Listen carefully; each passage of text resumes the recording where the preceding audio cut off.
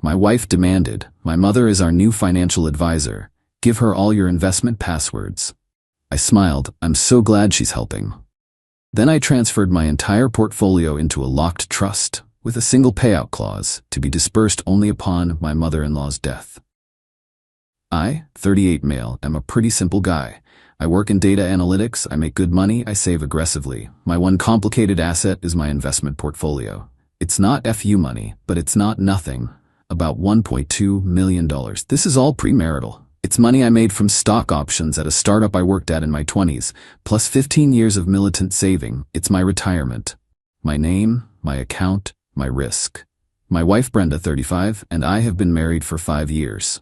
Our day-to-day finances are blended, a joint checking for bills, etc. But our big assets are separate.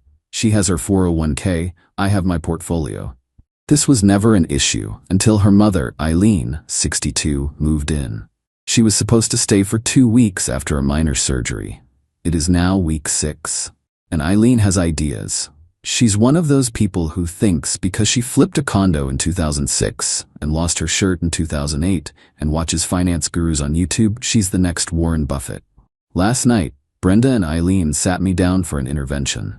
Brenda started, "Julian, honey, we need to talk about our future, our financial future." I knew this was coming. "Okay." Eileen leaned forward, smelling like cheap drugstore perfume and entitlement. "Julian, I've been looking at your numbers." My blood went cold. "My numbers? What numbers?" Brenda fidgeted. I may have mentioned the approximate size of your brokerage account, and Mom thinks you're being, well, too passive." Eileen nodded, her face grim and serious like a doctor delivering a bad diagnosis. "Julian, your returns are pitiful, just pitiful. You're letting that money sleep.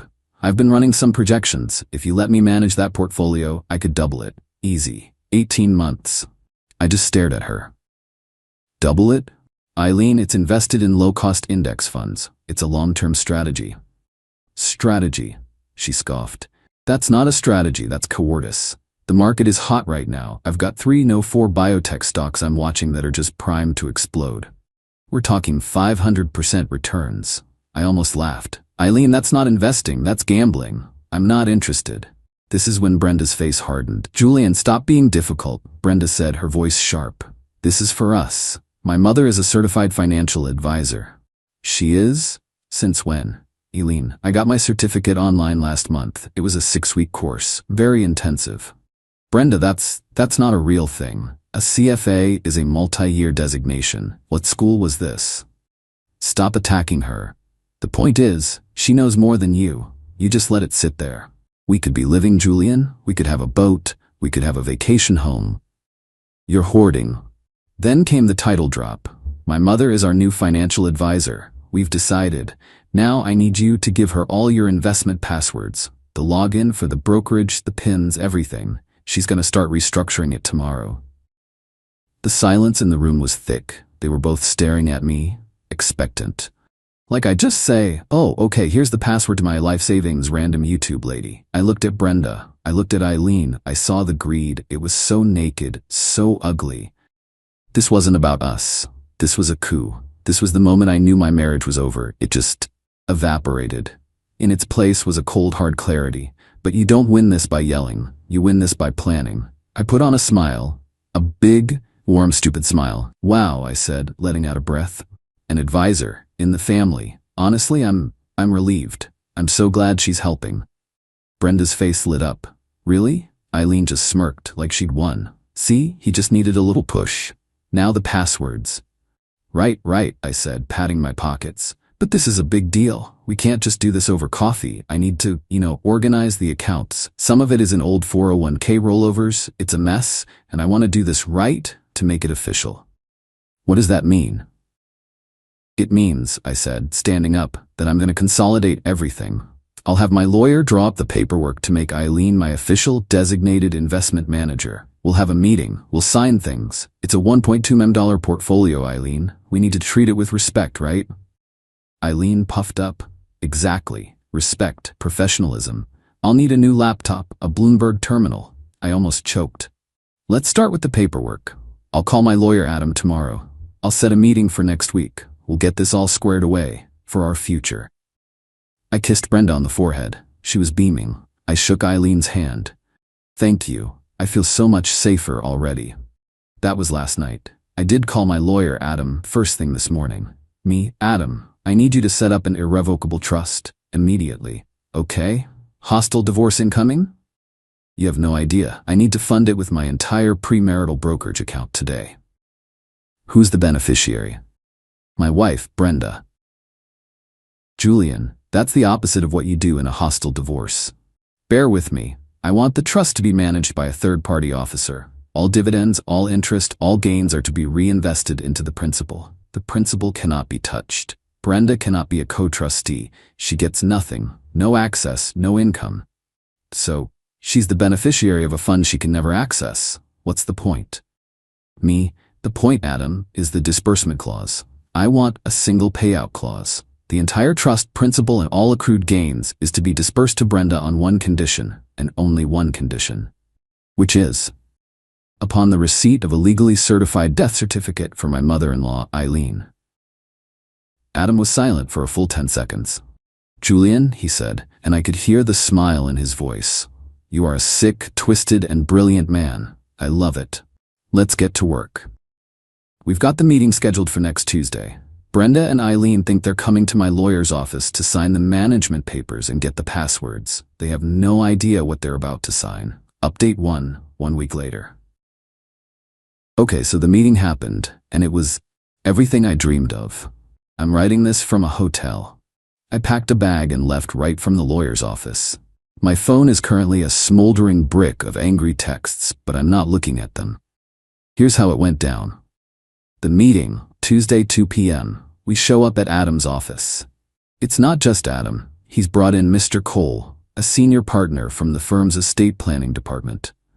Mr. Cole looks like he was born wearing a $3,000 suit and a look of mild disappointment. He's perfect. Brenda is vibrating with excitement. Eileen is, my God. She's wearing a blazer with shoulder pads. She has a leather-bound folio and a pen. She looks like a kid playing boss. We all sit down at the huge mahogany table. Eileen starts immediately. Right, Mr. Adam? Julian has explained that I'll be taking over the management of his portfolio. I've already prepared a list of my top priority acquisitions. She slides a piece of paper across the table.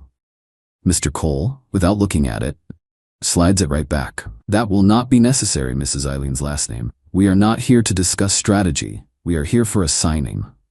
Exactly. The papers that give me control. Where are the passwords? Eileen, please, let the man speak. He's the expert. Brenda pats her mom's hand, smiling at me. I'm still the good husband. Mr. Mithheim has, with our counsel, taken a proactive step to secure his family's financial future. He has created an irrevocable trust into which he has already transferred his entire premarital brokerage portfolio. The transfer was completed this morning. A trust. Oh, Julian, that's so official. I love it. A trust. Good, smart, tax advantages. Now, as the trustee.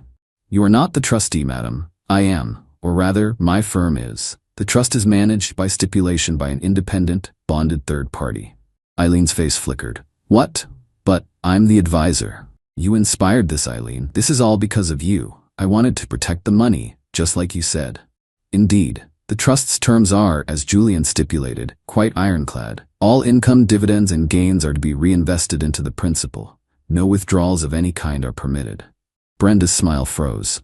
Wait, what do you mean? What about, for a boat? It's a long-term strategy, honey. Remember? Buy and hold. So we don't get any money? What's the point?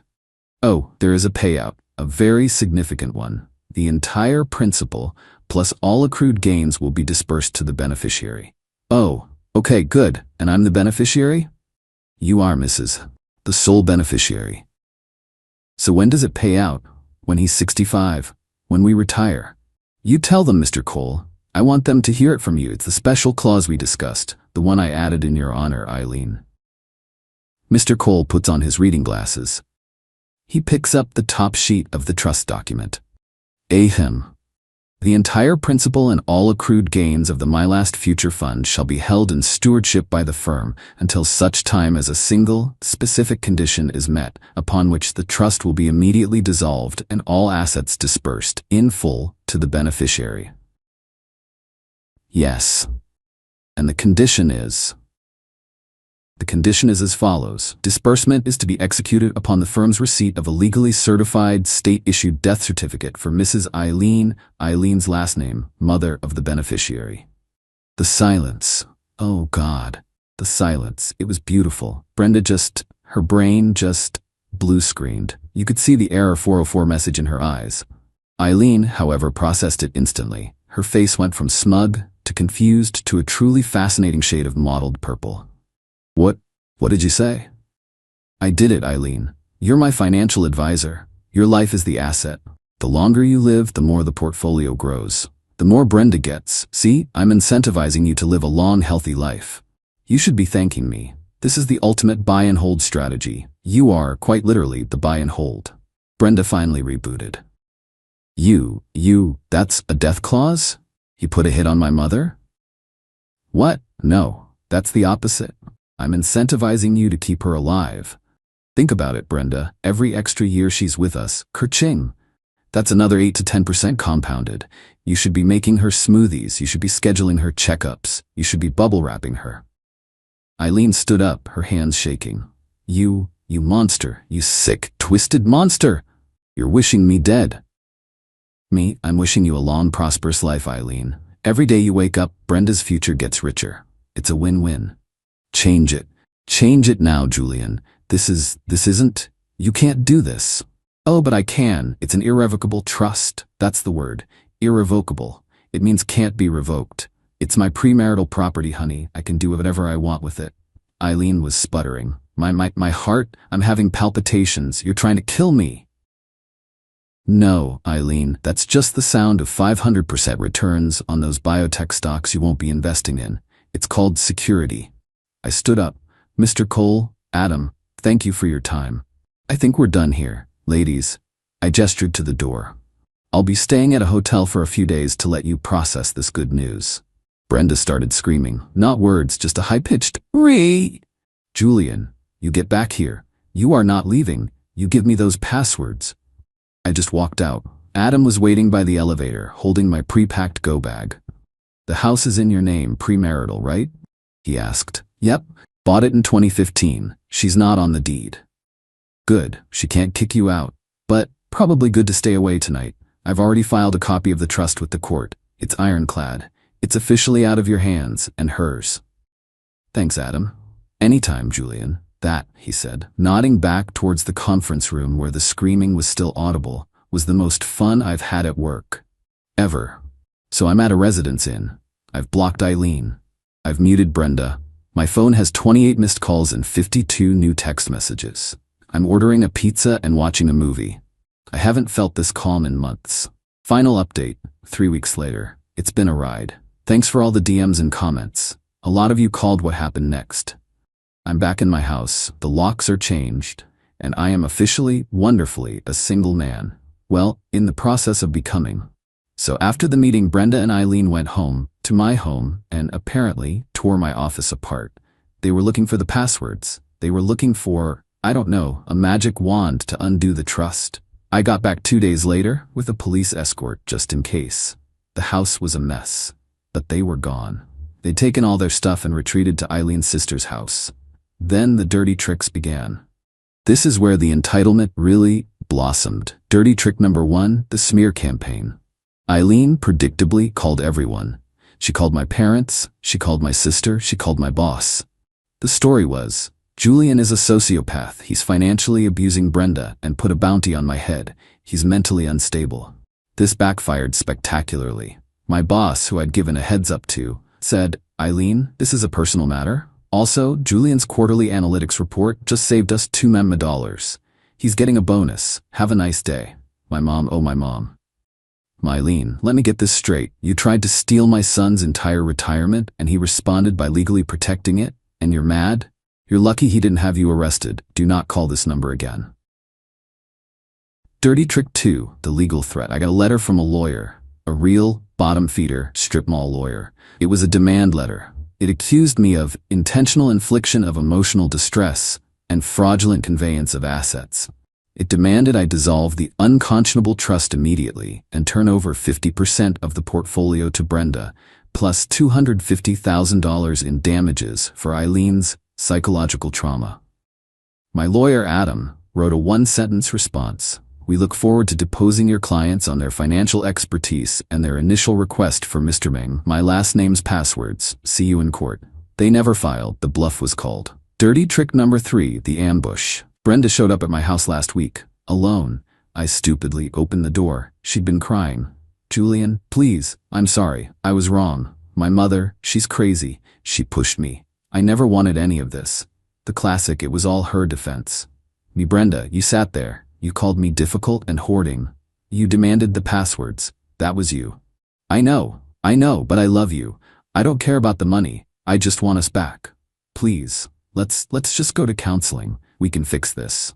Just dissolve the trust as a sign of good faith. Ah, there it is. Me, it's irrevocable, Brenda. We've been over this. Her face changed.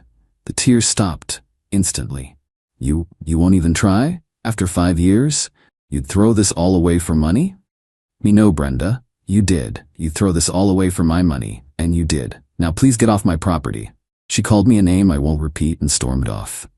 The final consequences, the real revenge. Adam filed for divorce on my behalf the next day. Irreconcilable differences and financial malfeasance on her part. Since the house is my premarital property and she's not on the deed, she has no claim. Since the portfolio is my premarital property and is now locked in an irrevocable trust that I myself cannot even access, she has no claim. The only marital property is the joint checking account, which has 3 colors in it, the furniture, and her 401k. The judge took one look at the case, one look at the trust document. Adam submitted it as evidence of my reason for protecting my assets, and the divorce was fast-tracked. Brenda got half the furniture and half the joint checking account. That's it. The judge denied her request for alimony, citing her bad faith actions and the clear attempt to improperly access my premarital funds. But that's not the satisfying part. This is. I got a call from Brenda's aunt, Eileen's sister, yesterday. She's a good person and she's mortified.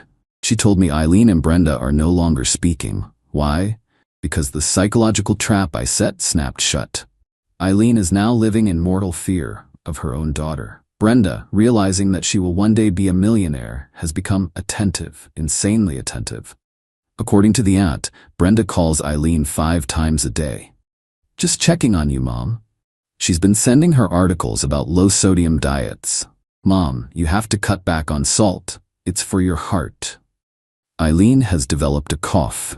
Brenda has been trying to get her to go to the doctor, not in a loving way, but in a we need to catch this now way. Eileen apparently broke down and told her sister she's convinced Brenda is trying to keep her alive just to make more money off her, and that every time Brenda looks at her, she's not looking at her mom. She's looking at a stock ticker. And in a final glorious twist, Eileen is terrified to eat any food Brenda prepares. She's convinced Brenda might hurry things along to get the money sooner. The very thing they teamed up to steal has become a poisoned chalice that has completely destroyed their relationship. Eileen is trapped in a prison of paranoia, and Brenda is trapped in a waiting game of her own greed. They both got exactly what they wanted. Eileen is, for the rest of her life, the most valuable asset in Brenda's portfolio. And Brenda is now the manager of that asset. They are stuck with each other. Me? I'm out the legal fees. I'm out a marriage I thought was good, and that part stings. I'm not a hero. I'm just a guy who got pushed too far. But I'm sitting in my house, my retirement is secure, and my phone is finally quiet.